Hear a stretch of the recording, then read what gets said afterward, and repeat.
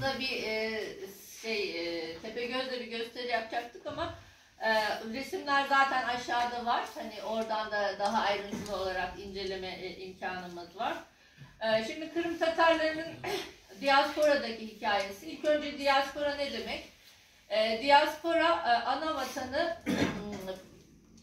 dışında yaşayan bir insan topluluğu.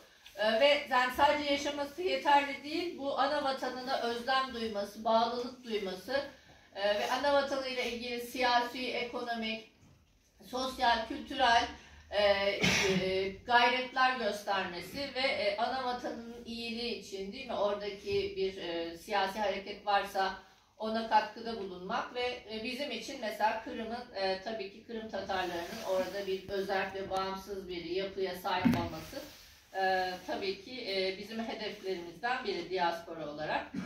Tabii bizim atalarımız geldiklerinde böyle bir milli hareketten falan haberleri yok. Zaten milliyetçilik de olmamıştı. Yani Avrupa'da bile yeni yeni doğuyordu.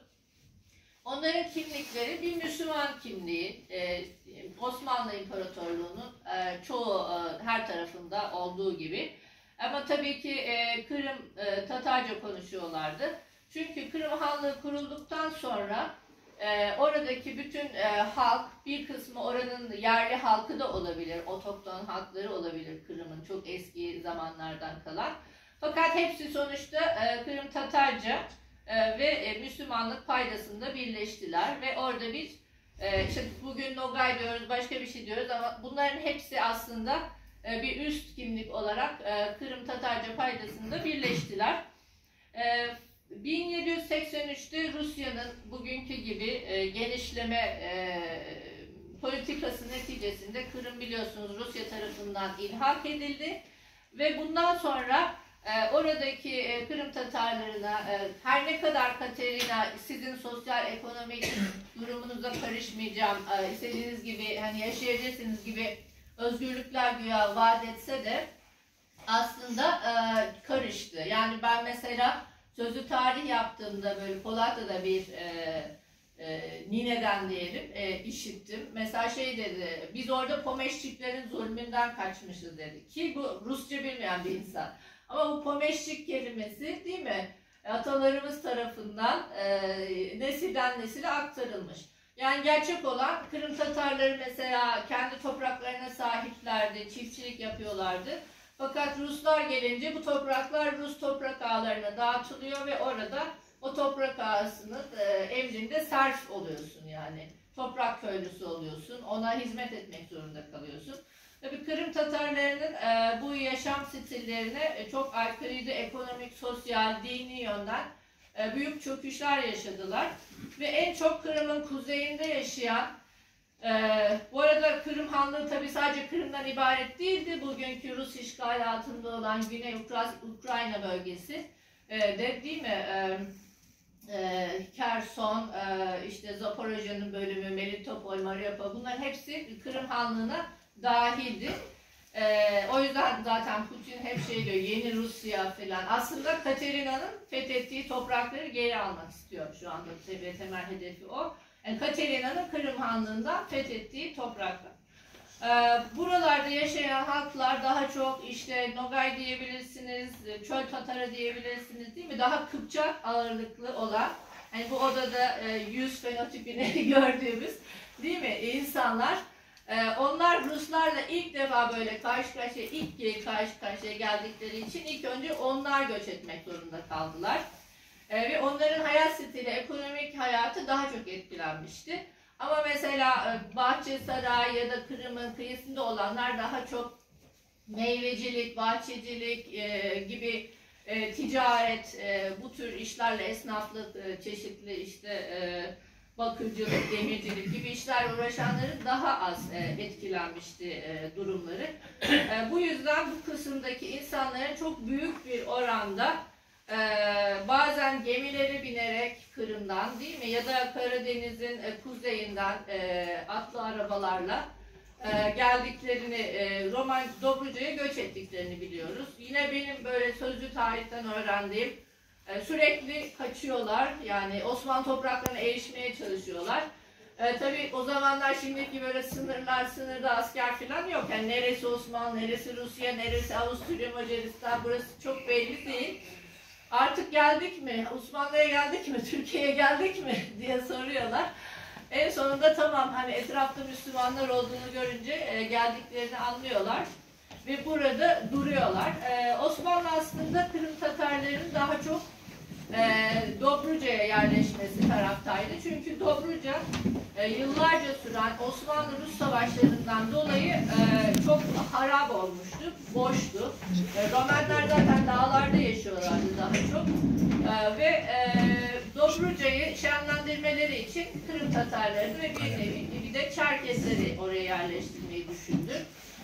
Şenlendirmek ne demek Osmanlı tarihinde? Hani orada işte ekonomik hayatı canlandırmak ve aynı zamanda Osmanlı'nın çıkarlarını, güvenliğini korumak.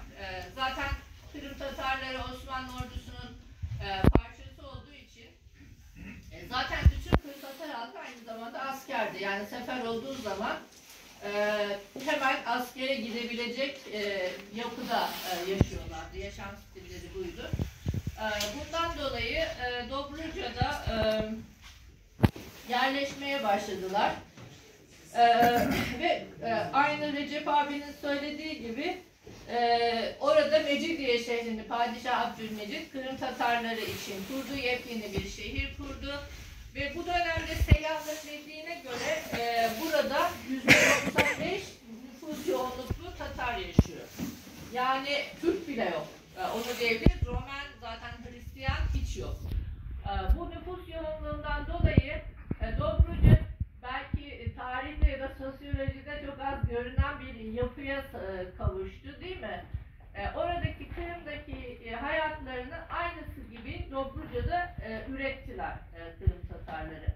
Yani orada işte her türlü geleneklerini yaşattılar. Düğünleri olur, işte çocukların doğumlarında yapılan adetler, işte ölüm adetleri, şınlaşmalar, Kırım Tatarca konuşmak.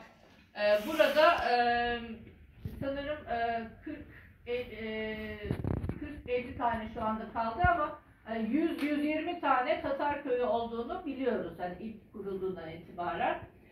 Bir de Dobruca Kırım Tatarlarının çok yabancı olduğu bir yer değildi. Zaten Kırımhanlı toprakları bugünkü Bucak ve Serabya bölgesine kadar erişiyordu. Hatta orada Bucak Tatarları dediğimiz biraz özerk bir yapı da vardı daha evvelden itibaren. Dolayısıyla zaten Tatarlar Dobruca'ya geliyorlardı. Ve Dobruca Kırım'a da çok benziyor bir yönden hani Kırım'ın düzlüklerine ve Güney Ukrayna'ya çok benziyor, düz bir toprak. Atların kolayca hani sürebileceğimiz, yani Deşti Kıpçak'ın bir parçası diyebiliriz.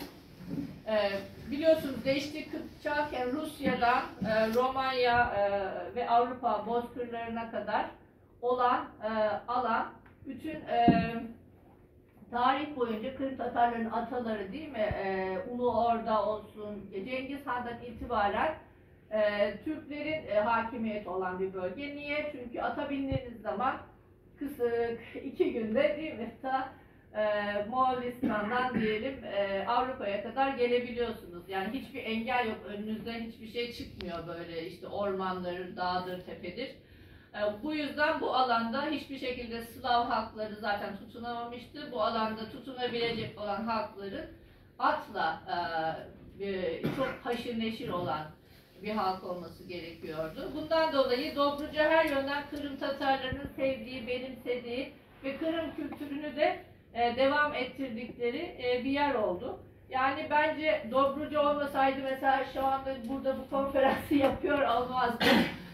Kırım Tatarları çok hızlı bir surette yok olurlardı. Yani şu anda Eskişehir'de belki saysak yani %70-80 Dobruca'ya uğrayarak gelmiştir.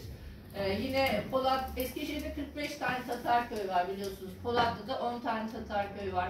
Onlar da yine aynı şekilde.